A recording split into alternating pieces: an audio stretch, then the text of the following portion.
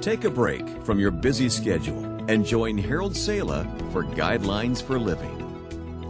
In his book with the same title, Phil Yancey asked the question, "Where is God when I hurt?"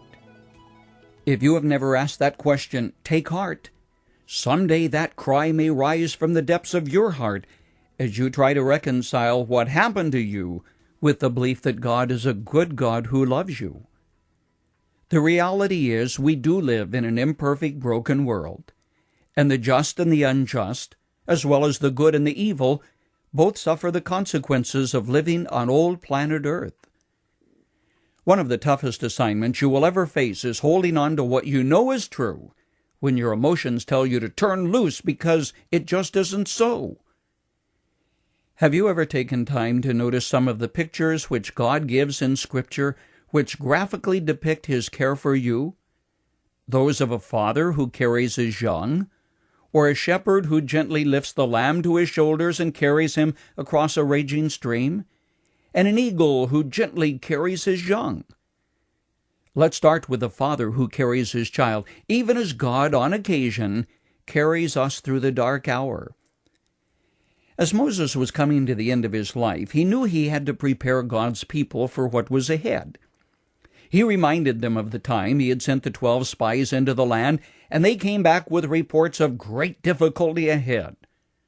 "Where can we go?" they cried, adding, "Our brothers have made us lose heart." To lose heart is the essence of discouragement. But Moses said, "Do not be terrified. Do not be afraid of them."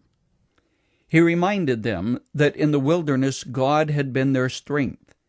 There he said, "You saw how the Lord your God carried you as a father carries his son all the way you went until you reached this place."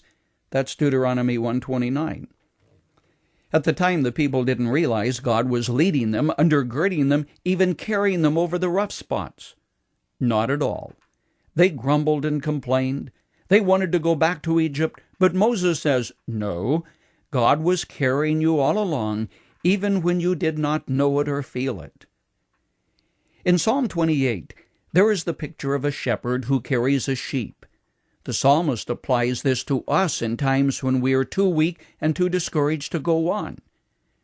Remember the beautiful story of the footprints, and the one questioning God asks, "How could he have walked with him or with us when there was only one set of footprints?" God replies, "When you were weak, I carried you in my arms."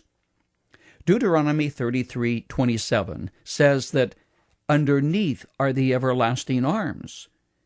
Something which often comforts me as a plane bounces with turbulence some 35,000 feet in altitude.